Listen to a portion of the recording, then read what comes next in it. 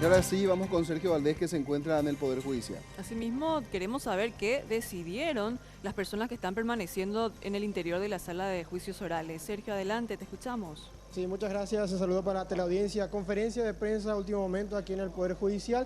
Continúa la permanencia aquí dentro de la sala donde se realizó el juicio ayer y la lectura de sentencias. Yo estoy con el abogado Emilio Cisco. Bueno, doctor, la decisión de usted es indeclinable permanecer aquí.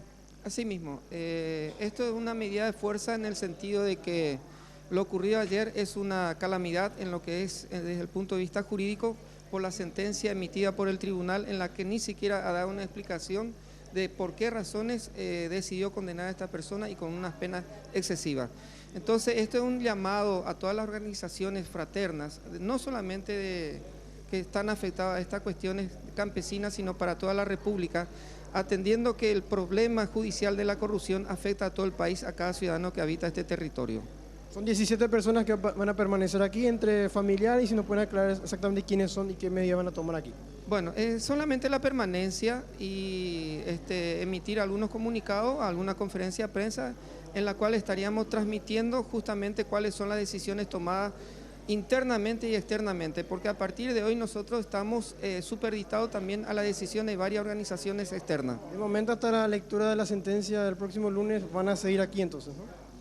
Efectivamente, salvo que haya una decisión, como te dije, de repente puede ser que se decía, bueno, que acompañemos a una marcha contra la corrupción del Poder Judicial, entonces estaríamos abandonando la sala. Compañeros, les escucha el doctor Cisco. Sí, la pregunta para que la gente pueda entender también desde sus hogares, doctor, ¿cuál es el propósito que ustedes permanezcan en este lugar si posteriormente a la lectura del fallo ya anunciaron que tomarán medidas procesales, como por ejemplo apelar la determinación de este tribunal?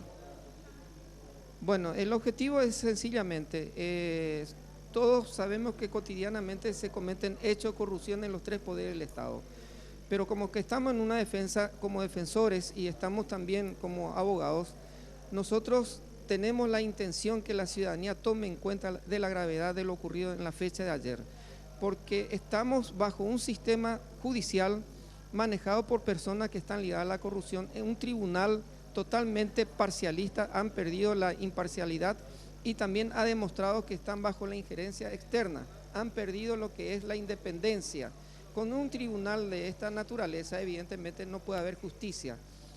Y aprovechando esta injusticia tan grande de la condena a 11 inocentes del caso Curuguatú, es el momento en que la ciudadanía, las organizaciones, todos los sectores realmente tomen en cuenta de la gravedad de lo ocurrido y para que podamos tomar una medida realmente, para que podamos, aunque sea, empezar a combatir en diferentes lugares del país a la corrupción que impera dentro del Poder Judicial. Permaneciendo en ese lugar, ¿cuál es el mensaje que ustedes quieren instalar o también es una forma de presionar para que se puedan acelerar algunos plazos, se puedan acelerar algunas determinaciones? ¿Cuál es el mensaje que impera? No, evidentemente que nosotros no vamos a presionar a una decisión jurídica porque se estableció que el día lunes 18 hay un horario ya determinado a fin que se dé la lectura a la parte resolutiva, o sea, la parte ya De la fundamentación. de los fundamentos de hecho y derecho. Nosotros no ejercemos ninguna presión, pero sí lo que estamos haciendo es justamente hacer denuncias públicas de toda esta injusticia y con la presencia nuestra acá es cuanto más organizaciones se van a ir sumando, indignándose también y organizarnos de una manera diferente para poder realmente combatir a la corrupción. ¿No hubo ningún tipo de presiones por el otro lado o algún hecho que les haya hecho pensar a ustedes, valga la expresión, de que estaban como ya incomodando, es decir, no le prohibieron acceso a alimentos, no le restringieron el uso de las instalaciones, además de la sala donde están? No. Todo transcurrió de una forma normal. Hubieran algunos comentarios, pero no pasaron de ser comentarios de que iban a impedir que podamos egresar o ingresar, solamente fueron comentarios. Justamente hay algunos compañeros y compañeras que se fueron a asearse y están retornando aquí a poco.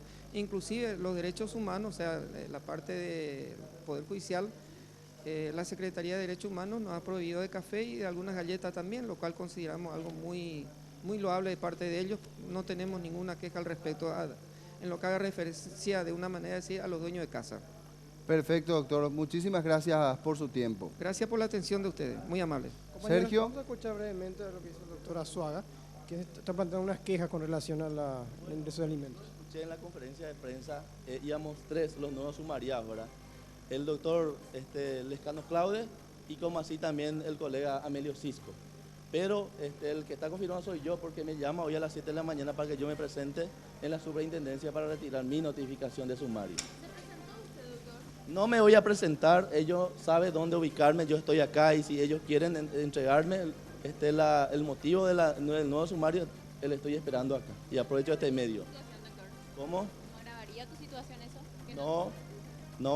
La intención de la Corte es cancelar la matrícula a todos los defensores y eso es irregular. Entonces acá está en manos de la presidenta de la Corte Suprema de Justicia, porque desde el primer día que ella asumió amenazó luego que iba a cancelar toda la matrícula, iba a sancionar a todos los abogados chicaneros. Y nosotros no estamos haciendo chicana, nosotros estamos... Ayer, ¿por qué no querían que ingrese alimentos? Y eso es una medida tomada por la Corte Suprema de Justicia. Dice que se prohíbe la entrada de alimentos y de agua en este recinto, inclusive mate y otros, ¿verdad? Pero gracias al auxilio del Mecanismo Nacional de Tortura, ellos nos han traído en este lugar. La queja con los policías, doctor. Y los policías son abusivos, inclusive ayer hubo un enfrentamiento físico entre el senador Pedro Arturo Santa Cruz, ¿verdad?, con el oficial Cabrera, no creo que Cabrera, ¿verdad?, donde él le forcejeó, ¿verdad?, donde él se extralimitó en sus funciones, porque sabemos que los senadores y diputados tienen inmunidad y no pueden ser agredidos fácilmente por los policías, y él fue agredido por el policía y ellos fueron muy abusivos con nosotros. Inclusive me dijo a mí, 1 año le aguantamos a ustedes y ustedes continúan creando problemas acá. Eso fue textualmente la palabra de un suboficial, ¿verdad? No así, no me puedo quejar del oficial, del comisario Cáceres y otros, ¿verdad?, que siempre nos han respetado en todo momento, pero no así los oficiales que se encuentran en la entrada de la guardia. ¿Puede explicar más de por qué quieren ser, o sea, se busca ser sumariados ustedes? ¿Cómo surgió todo eso? Y la verdad no sé, ayer yo escucho en la conferencia de prensa, ¿verdad?, que el presidente del tribunal analizaría nuevamente que seamos nosotros los sancionados, ¿verdad? Y coincidentemente amanecemos con la noticia a las 7 de la mañana que yo estoy siendo sumariado nuevamente por la Corte Suprema de Justicia. Roberto Cintia, les escucha el doctor Azuaga. ¿Qué tal, doctor? ¿Cómo está? Bien, Roberto, bien. ¿Pudo acceder usted por lo menos verbalmente o le hicieron llegar el motivo exacto por el cual usted ha sido sumariado?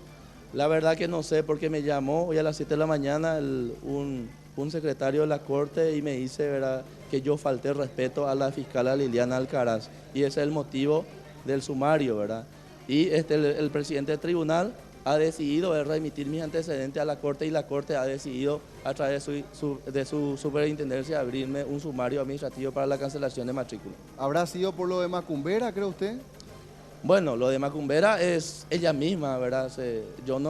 Ella misma dijo acá en juicio oral, ¿verdad?, que ella entró en trance, ¿verdad?, y pudo identificar a través de su mente, la lectura de la mente, que Rubén Villalba y Luis Olmedo fueron los responsables de la masacre. Eso no dije yo, ella misma dijo acá en el juicio oral, ¿verdad?, que ella pudo leer la mente de Rubén Villalba y Luis Olmedo. Entonces es una macumbera, ¿verdad? Si usted no se somete a este sumario, de igual manera corren los plazos y puede ser cancelada su matrícula, doctor. Bueno, y esas son las arbitrariedades de la Corte, ¿verdad? Nosotros los profesionales no podemos ser sumariados mientras estemos en juicio. Los sumarios se hacen después de concluida una causa, después de que haya firme y ejecutada una sentencia, pero no durante el juicio, porque ahí se violaría el debido proceso y el derecho a la defensa, que es inviolable, ¿verdad?, garantizado en la Constitución Nacional, ¿verdad? ¿Y qué le resta hacer entonces ante esta situación bastante particular? Bueno, yo voy a luchar, ¿verdad? Inclusive yo y los colegas hemos advertido esto ante la Comisión de Derechos Humanos de la Organización de Estados Americanos.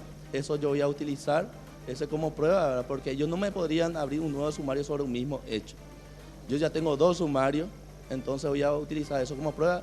Mi caso está en la Corte Interamericana de Derechos Humanos, entonces como los tratados internacionales son el segundo en el grado de relación y las acordadas están debajo, así es que esto voy a presentar una excepción seguramente. ¿Y por qué le habían sumariado anteriormente, doctor, si se puede saber? Porque yo cuando entré en la causa, hace un año aproximadamente, yo había recusado al miembro del tribunal por la preopinión, ¿verdad? Cuando Sí, sí, usted recuerda cuando dijo Zelaya, la prensa y la gente ya quieren esta sentencia, Sí, este sí, juicio sí. ya demoraba demasiado, entonces es mejor que ya se cierre ya una vez por toda esta causa. Él había dicho esas palabras y yo utilicé la técnica para recusarle, ¿verdad? Eso está garantizado dentro de nuestro código. ¿Y cómo queda, penal. cómo queda esa recusación que ustedes plantearon ayer de último momento? Bueno, y las recusaciones se puede hacer en cualquier estado procesal, ¿verdad?